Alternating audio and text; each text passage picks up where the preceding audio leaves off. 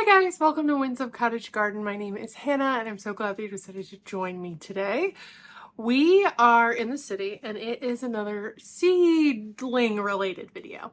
Now, I have started a heck of a lot of seeds already yet this season. We did the bulk of my vegetable garden seeds about a month ago, and then I did some more flower seedlings probably about 2.5-ish weeks ago. This video is probably going to actually span a couple of days as I work my seedling related activities into the work week and around other schedules. I think the things that we're going to do in this video go together, so I hope that this makes sense to group them in this way. But one of the first activities we are going to actually do is up pot our tomato seedlings. They were planted 4 weeks ago, and the tomato seedlings themselves have shot up and are doing really, really well. I have noticed the last couple days that some of the leaves are yellowing a little bit and showing a few signs of stress that I think are related to a lack of nutrition. They're just in seed starting mix, which doesn't have a ton of nutritional value, so now is the time for me to up pot them. I also have been refraining from giving them a diluted fertilizer, which I normally do. They need that. They need the nutrition, so I'm going to up pot them and start fertilizing them. And I am sure that whatever has happened to a couple of those seedlings will bounce back very, very quickly. That's the first thing we're going to do. I have to figure out spacing. I thought I would have a little bit more light space by this stage.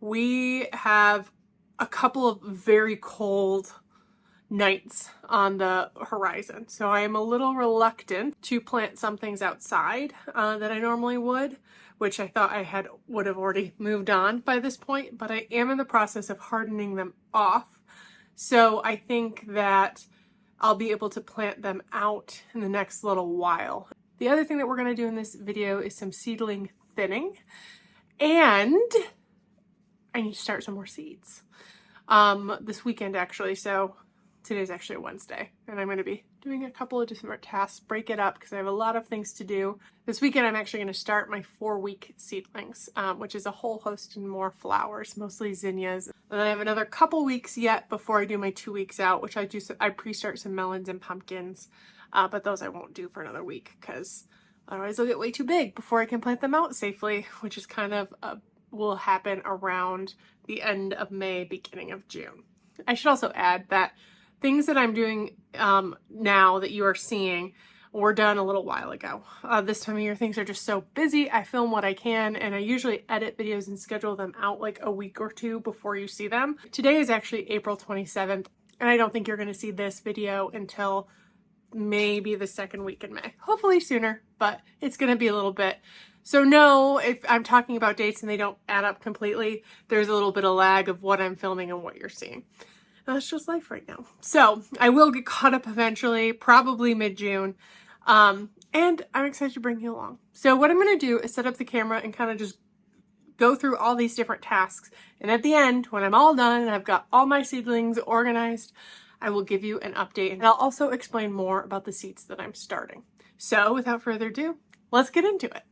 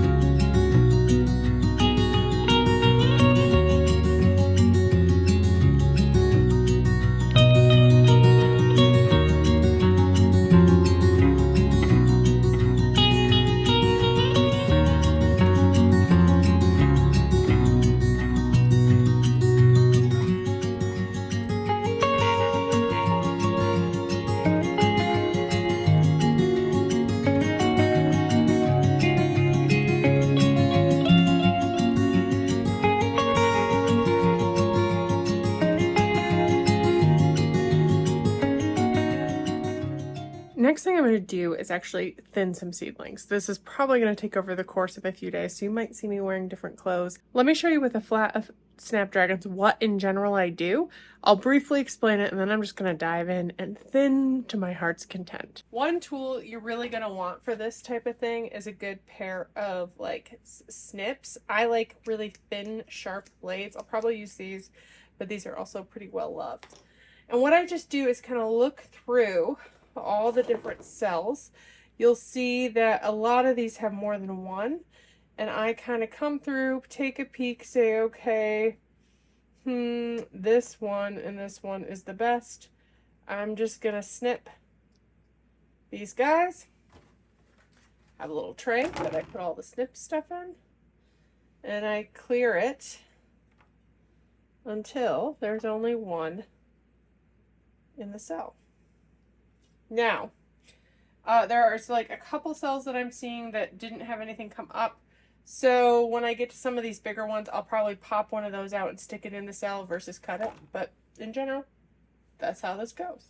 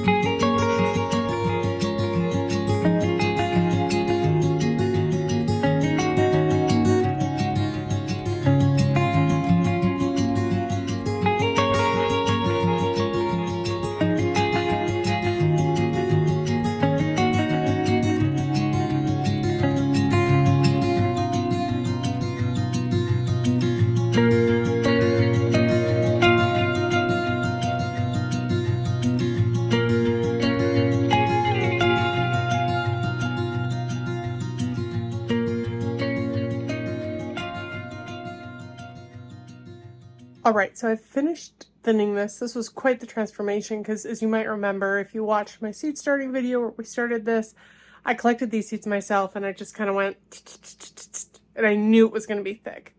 Probably should have done like some grass style clipping, except for the centers a while ago. There were aspects of this that were harder than they needed to be, and I only have myself to blame. I do want to show you quickly what this looks like before we move on to the next tray. First, this is everything I thinned. That was kind of crazy. That's a lot. If you look more closely, you can see that it looks so much better. They're a little less tortured, though there are areas that look like I came and just chopped it down. But I left in a good chunk of these 2, sometimes even 3 seedlings.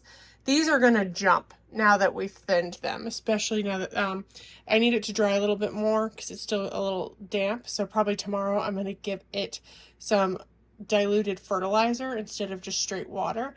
And between the thinning and that, these should jump. Part of the reason I left so many extra is just in case I damaged one and I didn't realize it and I have an empty cell, I'll be able to shift them. What I'll do is check back in one more week and do a final thin if needed. So that's really the process for this. I'm gonna just dive in and thin the rest of my stuff.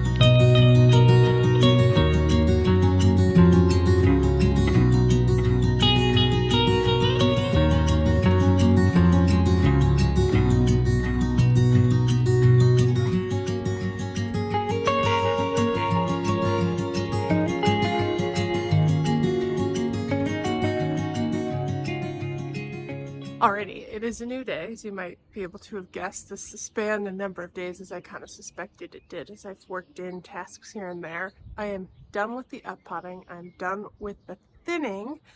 Now actually I'm going to add something into this video because I have a order of dahlias from Swan Island Dahlias that came.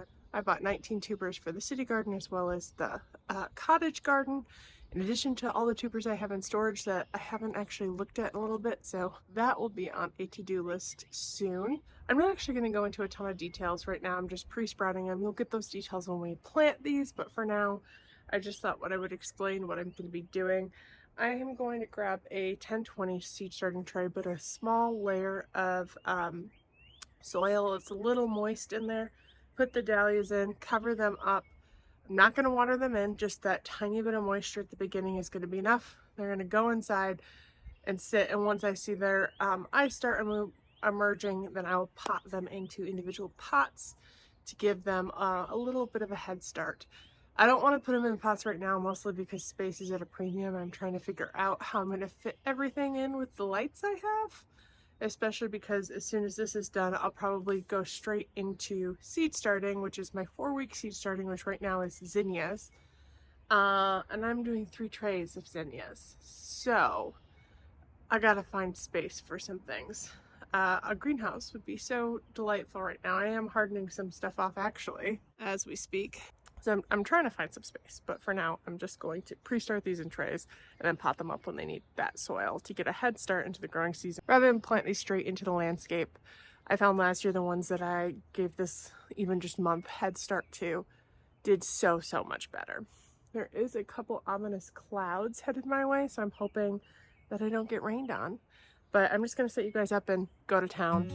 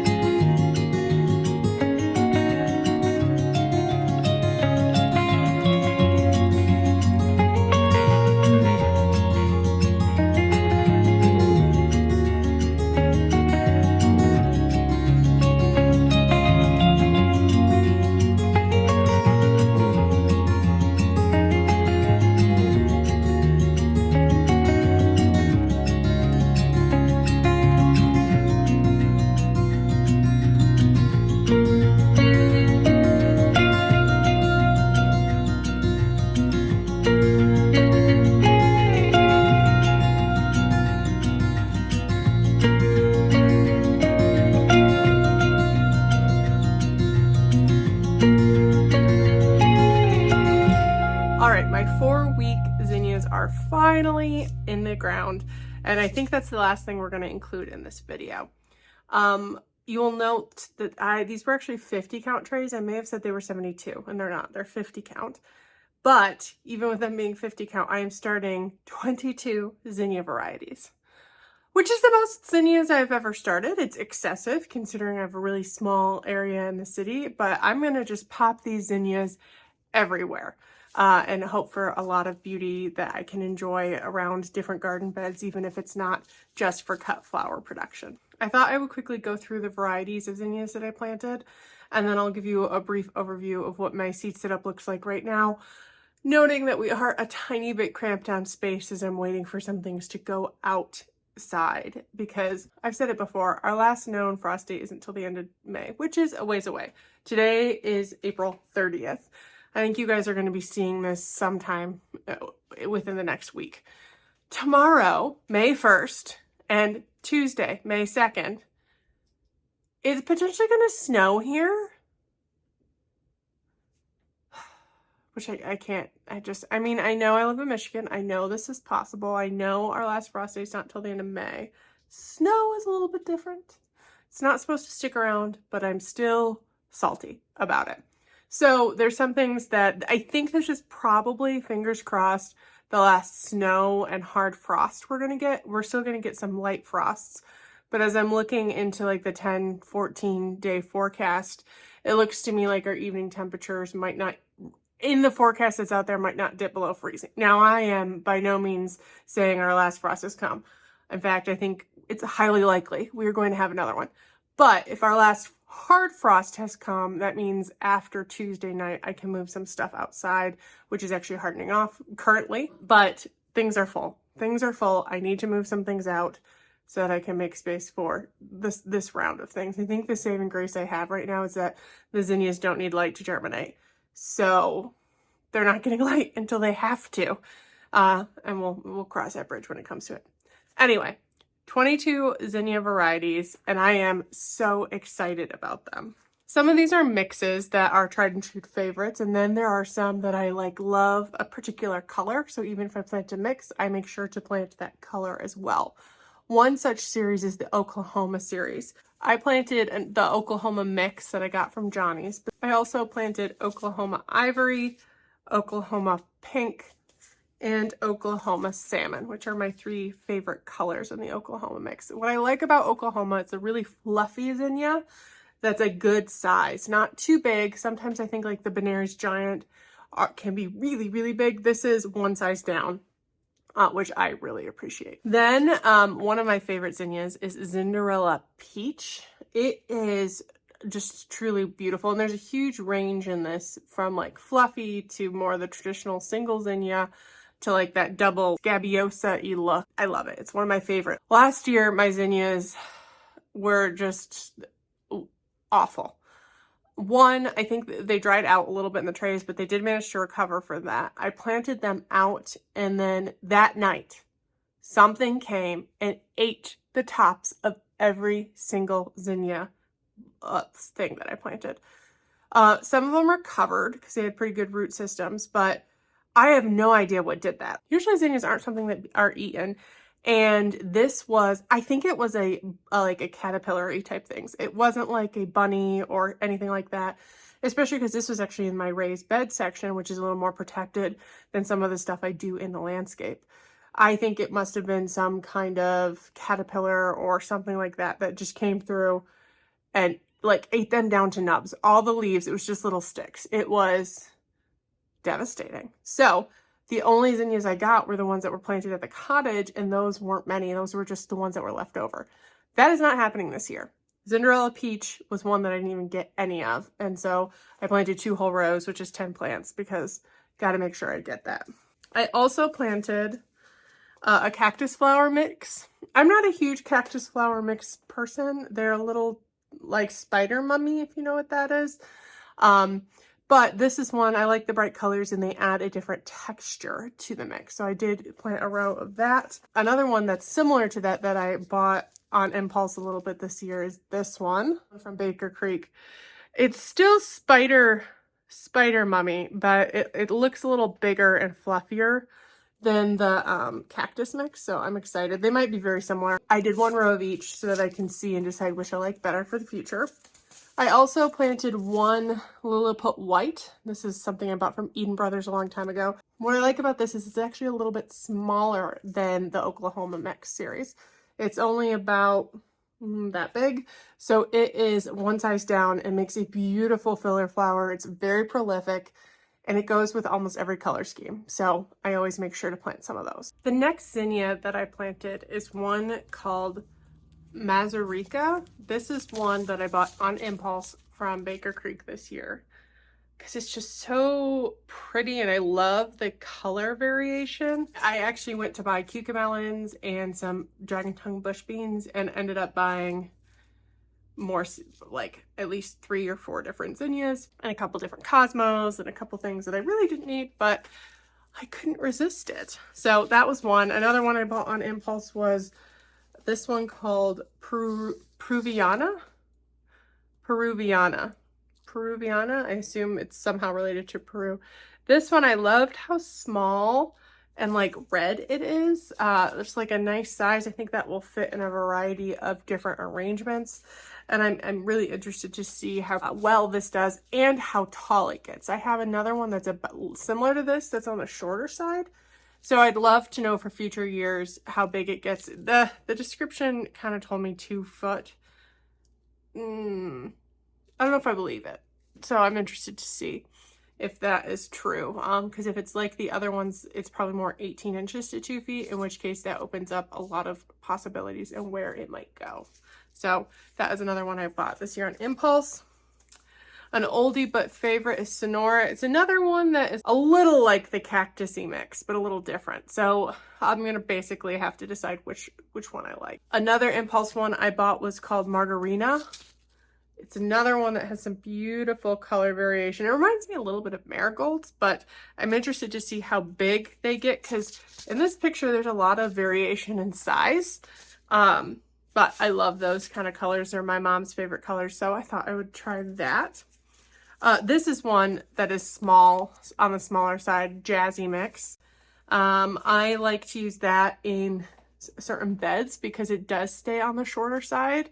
And it also has a lot of pretty like yellows and reds, but also like burgundy and purplish. So it's really perfect for like fall arrangements, but can definitely, they're really small like button ones, which are fun to work into other arrangements as well. And then I know I mentioned these earlier. I did plant 1 row of the Benary's Giant Mix because that is, I think when you think of zinnia, you actually think of Benary's Giant. But I also always do the Giant Lime, which is a really chartreusey green. So I did a row of that, which is beautiful and provides green in a different way, which I like to use in different arrangements. Then I did a Giant Dahlia Flower Deep Red one, which is luxurious in a word. So deep red, and I think it's just beautiful. It can play well off of lighter pastels. It can be in more autumnal displays. It's a star. If you've never grown it, you really should. Then I did just a regular cut and come again mix. These are Pumila. I'm not sure if I'm saying it right. Pumila. So they are about the size of the Oklahoma series, but I'd say a tiny bit smaller. So they're just a general medium size that I like to use. And then I planted a tray completely devoted to my favorites, Queen Lime series. So I did Queen Lime with Blush. I planted 2 whole rows of that. Then I did Queenie Lemon Peach, which I've never grown before, but I bought this year because it looked so cool. Another one I bought this year that I thought was cool was the Queenie Lime Orange. And of course, I have the Queen Lime Red, which is a favorite as well. That actually probably is my favorite zinnia in general. So all of those I did 2 rows of. I also did 2 rows of this, which is the last impulse one I bought from Baker Creek this year called Scabiosa. I am so excited. They remind me of the Cinderella Peach, but it looks like there's a more intensity in color and more colors. So I am just thrilled to see how they turn out, as well as all of these seedlings. Now that we have explored the varieties of zinnias that I planted, I wanted to give you a brief overview of what my shelves are looking like right now. And as I've said, they're bursting at the seams. So because the zinnias don't need light to germinate, I actually have them here. They are all on, these two are on heating pads. I only have two. And as you can see, I've had to, you know, balance things very particularly, but got these two zinnias as well as this. Now I will turn those lights on when they need it, and I don't have a heating pad for that. I actually should probably buy another layer. I have 3 here and 2 here, but then I have some extenders in. I use this primarily. Sometimes my tomatoes, if they're in their can a little bit longer, like the ones for the cottage, I end up having to put them here because they get too tall.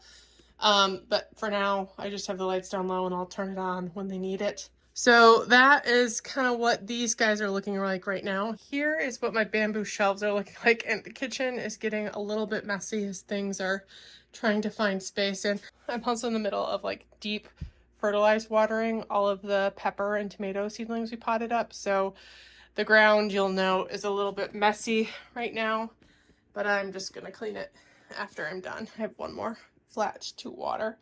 What I do, deep watering, is I'll put them in a watertight tray with just some water in the bottom. This has a diluted Spoma liquid fertilizer. This one specifically, it's actually almost out. I need to get some more. And then I water each of these twice, where I just kind of fill it up to the top and let it sink down. Then I let them sit in the water for 20 minutes. And that gives it a really, really good soaking, but it does take a little while. So you'll note though, we potted these up probably 2.5 days ago, maybe 3. And I swear they have already put on growth.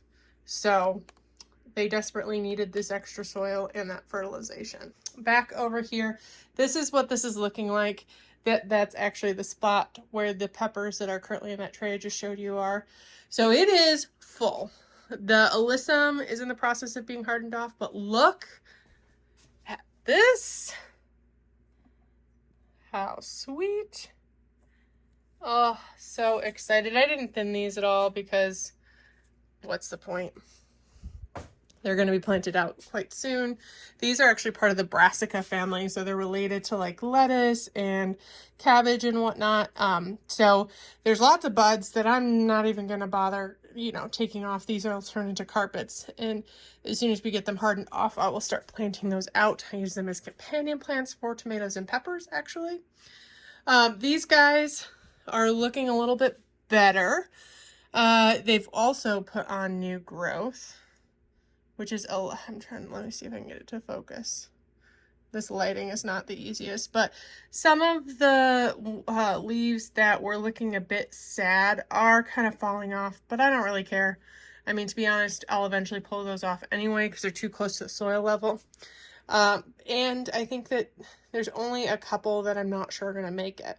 You probably noticed when I was potting them up, there were a couple of varieties that I had more than one seedling in a pot.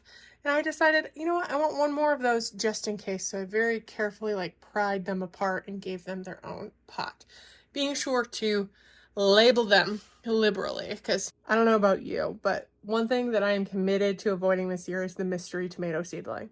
No matter what I do, there's always one year that I'll end up with a seedling that has lost its tag, and I'm like, well, what are you? And I can usually guess when the fruit sets, but I'm trying to avoid that. So I've been very diligent. I used to be like, oh, well, if it's surrounded by San Marzanos, I'll just know it's a San Marzano. No, I now know you don't. You should label it, because inevitably as I'm watering things, things get moved around and everything needs their own label. So I was even when I split them, I was very diligent in labeling them. And I probably don't need these extra ones. It's more like a just in case something doesn't thrive and I'll pick the best of what I need, and then I will see if any friends or family would like the rest. I gave you a brief glimpse of these guys, but I'll give you a closer look.